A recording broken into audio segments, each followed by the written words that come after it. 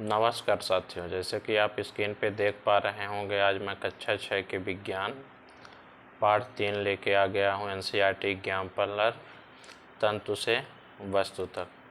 इसका हम लोग क्या करेंगे, प्रैक्टिस करेंगे। यहाँ पर जो एनसीईआरटी में प्रश्न दिए होते हैं ये हर परीक्षा के दृष्टिकोण से अति महत्वपूर्ण हैं। आइए देखते हैं।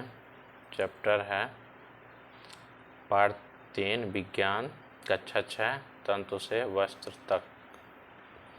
तंतु मतलब धागा, वस्त्र मतलब कपड़ा, जो धागे से कपड़े बनाया जाता है। इसी के संबंध में हमारे प्रश्न होंगे। स्क्रीन पे देख पा रहे होंगे। पहला प्रश्न क्या कहता है, रेशे कितने प्रकार के होते हैं। रेशे 2 प्रकार के होते हैं, प्राकृतिक रेशा और संश्लेषित रेशा। फिर सेकंड क्वेश्चन कहता है, प्राकृतिक रेशा के 3 उदाहरण बताइए। प्राकृतिक रेशा के उदाहरण क्या है, ऊन है, कपास है, रेशम है। ठीक, यही क्वेश्चन आएगा आपके ऑप्शन में, ऑब्जेक्टिव में। प्राकृतिक रेशा इनमें से कौन सा नहीं है, ऊन, कपास और रेशम के अलावा जो रहेगा वो नहीं होगा। फिर तीसरा क्वेश्चन देखते हैं, संश्लेषित रेशा के 4 उदाहरण लिखिए। संश्लेषित रेशा है, रेयान है, पॉलिएस्टर है, टेरिकॉट है, नायलॉन है। संश्लेषित रेशा मतलब अर्थात आशा बच्चों ये है कि संश्लेषित रेशा जो अपने से बनाए जाते हैं, अप्राकृतिक जो पेड़ पौधे से प्राप्त होते हैं डायरेक्ट। ठीक है ना। क्वेश्चन नंबर अगला देखते हैं 4, प्राकृतिक तंतु किसे कहते हैं। कुछ वस्तुओं जैसे सूती, जूट, रेशमी तथा ऊनी के तंतु पादपों तथा जंतुओं से प्राप्त होते हैं, उन्हें प्राकृतिक तंतु कहते हैं। कपास, ऊन और रेशम। प्राकृतिक तंतु मतलब जो प्राकृतिक से हमें पेड़ पौधे से और जंतु पादपों से प्राप्त होता है, उन्हें प्राकृतिक तंतु कहते हैं। प्राकृतिक तंतु में क्या आता है, कपास आता है, ऊन आता है और रेशम आता है। अब अगला प्रश्न देखते हैं, प्रश्न नंबर 5वां, संश्लेषित तंतु किसे कहते हैं। कुछ तंतु रासायनिक पदार्थों से निर्मित किए जाते हैं जिन्हें संश्लेषित तंतु कहते हैं, जैसे नायलॉन, एक्रिलिक आदि। ठीक, अगला प्रश्न देखते हैं, कपास ओटन किसे कहते हैं। कपास से बीजों को कंकतन द्वारा पृथक किया जाता है, इस प्रक्रिया को कपास ओटन कहते हैं। किसके द्वारा अलग किया जाता है कपास से बीजों को, ये ध्यान रखेंगे, कंकतन द्वारा। किसके द्वारा, कंकतन द्वारा। अगला प्रश्न देखते हैं, प्रश्न नंबर 7, कताई किसे कहते हैं। रेशों से धागा बनाने की प्रक्रिया को कताई कहते हैं। कताई किसे कहते हैं, रेशों से धागा बनाने की प्रक्रिया को कताई कहते हैं। ठीक है ना। प्रश्न नंबर 8वां देखते हैं, तकली किसे कहते हैं। कताई के लिए एक सरल युक्त हस्त तकुआ का उपयोग किया जाता है, जिसे तकली कहते हैं।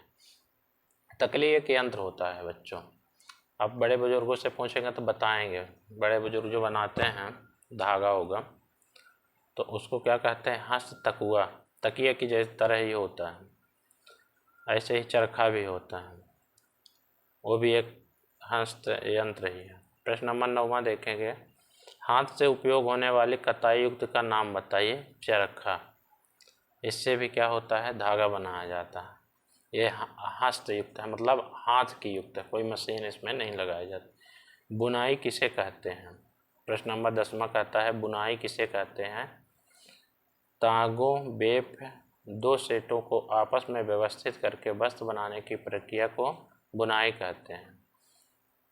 फिर एक बार रिवीजन करेंगे, तागों, वेब, वेब क्या होता है, यंत्र। 2 सेटों को आपस में व्यवस्थित करके वस्त्र बनाने की प्रक्रिया को बुनाई कहते हैं। मतलब जब धागा बन जाता है उसके बाद बुनाई होती है, और उसमें 2 वेब मतलब 2 समानांतर यंत्र होते हैं, उनका सेट होता है, समूह होता है, उसी को बुनाई कहते हैं।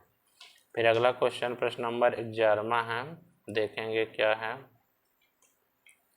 फ्लालैक्स क्या है। फ्लालैक्स भी एक पादप है जिससे प्राकृतिक तंतु प्राप्त होता है। बहुत इंपॉर्टेंट है बच्चों, ध्यान देंगे। फ्लालैक्स ये विकल्प क्वेश्चन में आ सकता है किसी भी एग्जाम में। फ्लैक्स भी एक पादप है। फ्लैक्स क्या है? फ्लैक्स भी एक पादप है जिससे प्राकृतिक तंतु प्राप्त होता है। वस्त्र, अगला क्वेश्चन है वस्त्र कैसे बनता है? प्रश्न नंबर 12, वस्त्र कैसे बनता है? तागों की बुनाई और बधाई से वस्त्र बनता है। क्वेश्चन नंबर 13 देखेंगे साथियों, क्या है? निम्नलिखित तंतुओं की प्रकृति तथा संश्लेषित में वर्गीकृत कीजिए। ये तो हमसे बन जाएगा, अभी हमने इसका वाचन किया है, आगे मतलब समझाया है आपको। दो प्रकार से बताया था, एक प्राकृतिक इसमें दिया है संश्लेषित। प्राकृतिक जो पेड़ पौधे से प्राप्त हो जाता है, पेड़ पौधे से क्या क्या प्राप्त हो जाता है बच्चों? ऊन हो जाता है, रुई हो जाता है, रेशम हो जाता है और पटसन हो जाता है। ये क्या हो गया? प्राकृतिक में चिन्ह लगा दे। संश्लेषित में क्या हो गया? नायलॉन, पॉलिस्टर, ये क्या हो गए? इसमें यहाँ से ये संश्लेषित में चला जाएगा। सही है ना? ठीक है, अब आगे देखते हैं अगले पेज में।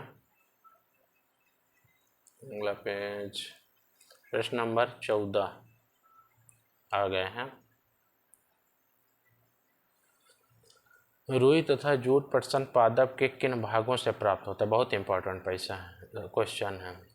रुई पादप के फल से प्राप्त होता है, ठीक है ना? रुई किससे पादप के फल से प्राप्त होता है। जूट पटसन जो होता है तना से प्राप्त होता है। पटसन देखे होंगे गांव में, जब सड़ाया जाता है उससे फिर धागा निकाला जाता है, ठीक है ना?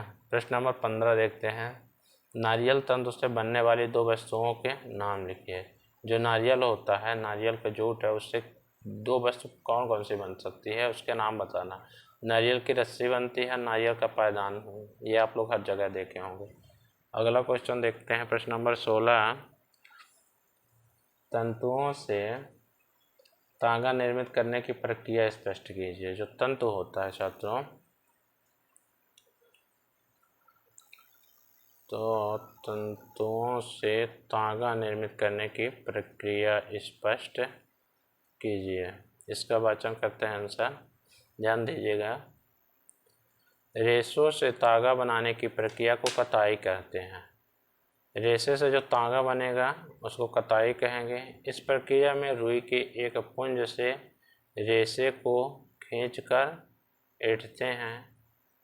ऐसा करने से रेशे पास पास आ जाते हैं और तांगा बन जाता है, जिसके लिए तकली या चरखा का उपयोग किया जाता है।